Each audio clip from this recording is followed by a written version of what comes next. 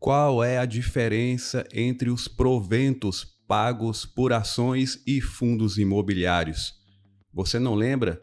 Fica até o final. Nesse vídeo nós vamos falar todas as características desses três que são os principais tipos de investimentos de renda variável na bolsa de valores. Quais as vantagens e desvantagens de cada um deles? Imagine uma empresa que vale R$ 1 milhão.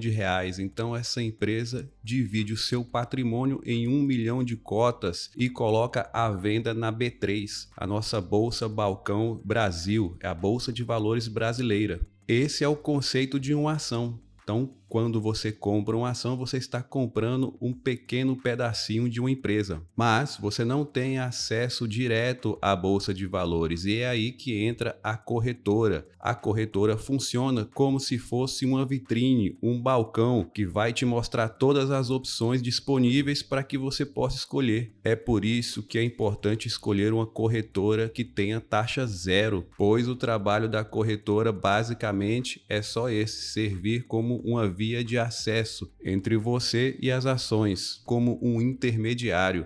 As ações podem ser ainda do tipo ordinárias ou preferenciais.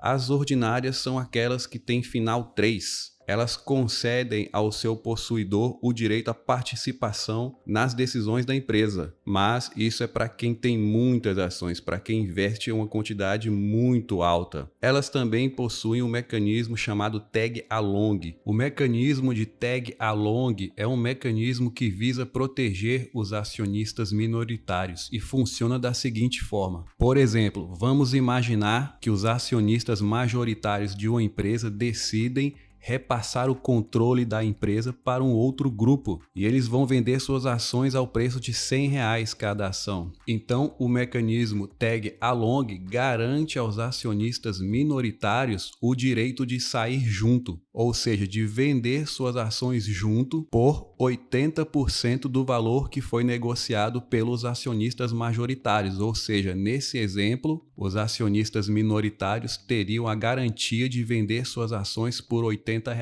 Já as ações preferenciais são aquelas terminadas em 4, 5 ou 6. Tem como característica pagar maiores dividendos. Esses acionistas também recebem antecipadamente os dividendos, recebem antes das ações ordinárias. Por isso, elas se chamam preferenciais, ou seja, o acionista tem preferência no recebimento do lucro da empresa. Elas também costumam ter uma maior liquidez. Mas quando se fala em grandes empresas que têm um grande volume de ações negociadas diariamente, isso não faz muita diferença.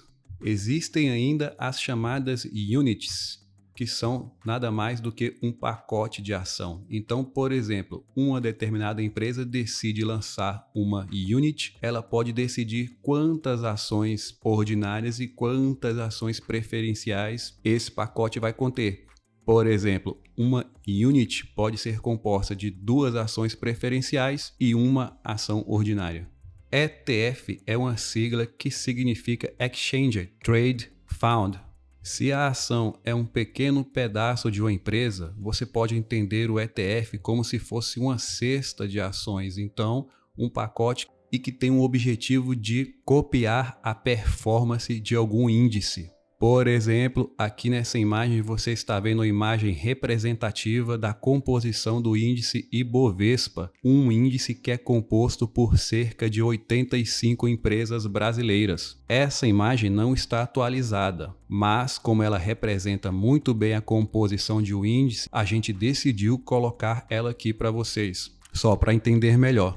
Nesse caso, existe o ETF BOVA11 que acompanha esse índice. Então, quando você compra o BOVA11, por exemplo, você compra R$ 1.000 de BOVA11. O administrador dessa ETF vai pegar os seus R$ 1.000 e comprar proporcionalmente cada ação daqui. Nesse exemplo, ele compraria 10,9% de R$ 1.000 de ações da Vale, 2% de ações da Ultrapar e assim por diante. Então aqui nessa tela você está vendo a comparação do ETF BOVA11 com o índice Ibovespa. Em azul é o ETF, em laranjado é o índice Ibovespa. Vejam que eles performam praticamente de forma idêntica. Esse gráfico está mostrando aqui a performance em 5 dias.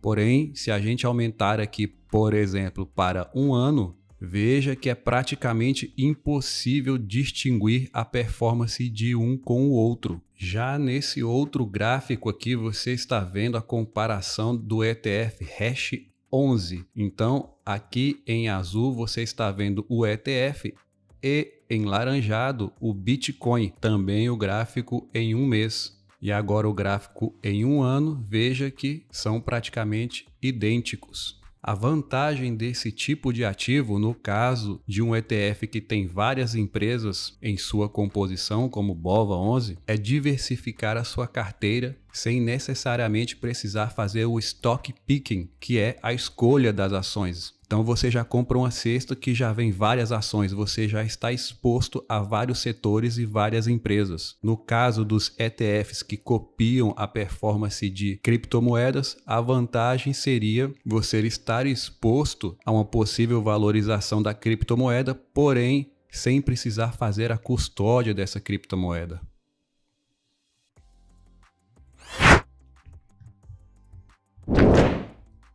Os fundos imobiliários são um conjunto de imóveis, então vamos imaginar que aqui são shoppings e a soma do valor desses imóveis aqui, no exemplo, vale R$1 milhão. Então esse fundo imobiliário aqui poderia distribuir, por exemplo, 10 cotas no valor de 100 mil cada uma, ou 1 milhão de cotas no valor de R$1 cada uma. E aí, quando você compra uma cota, você se torna dono de um pedacinho desses imóveis.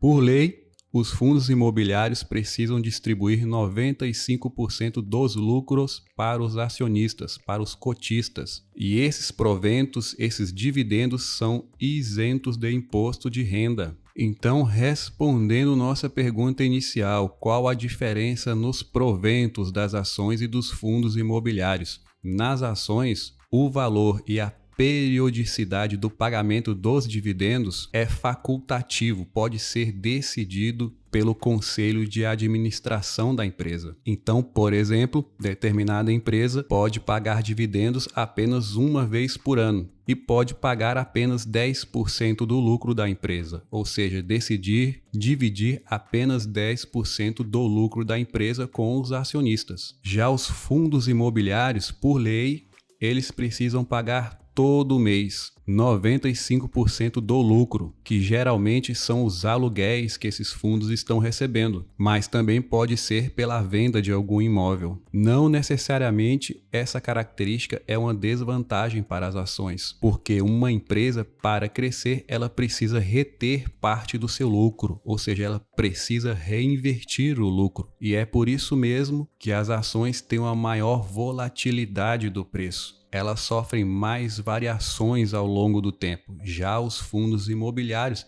eles andam meio que lateralmente, sofrem menos variação ao longo do tempo.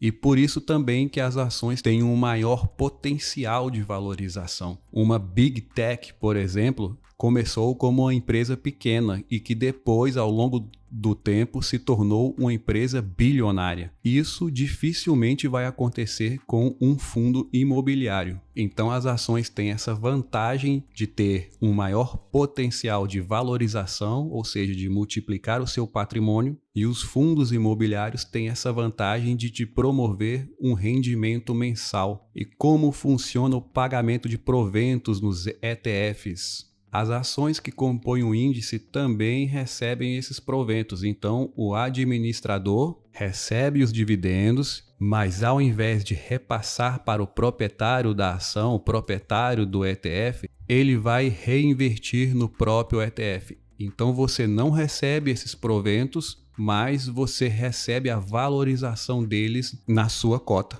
O problema disso é que os dividendos são isentos de imposto de renda, como você já viu. Porém, a venda de ETFs não. Então, quando você vender os seus ativos para fazer a realização do lucro, você vai pagar imposto de renda sobre os dividendos que você recebeu. Então, explicando novamente, uma ação paga o dividendo diretamente para o seu acionista. Já o ETF vai reinvertir o dividendo no próprio ETF, você também vai receber essa valorização, porém você vai precisar pagar imposto de renda sobre essa valorização no momento que você vender o seu ETF. Pessoal, o conteúdo desse vídeo te acrescentou alguma coisa até esse momento? Se sim, nós pedimos uma pequena retribuição que vai ser gratuita para você, que você se inscreva no canal, pois assim você vai nos ajudar a entender melhor o tipo de conteúdo que vocês querem e vai nos ajudar também a continuar produzindo esse tipo de conteúdo gratuito para vocês. E por fim, faltou falar aqui apenas sobre o juros sobre capital próprio. O juros sobre capital próprio é uma característica somente das ações.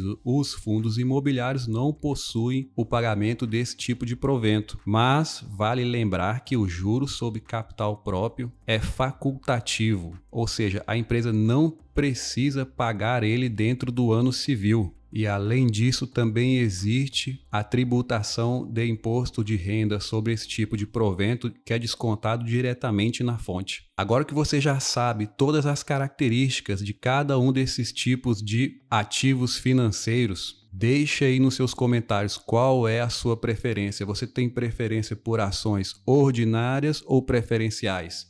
Explica aí por quê. Vamos construir aqui uma comunidade que aprende e cresce juntos.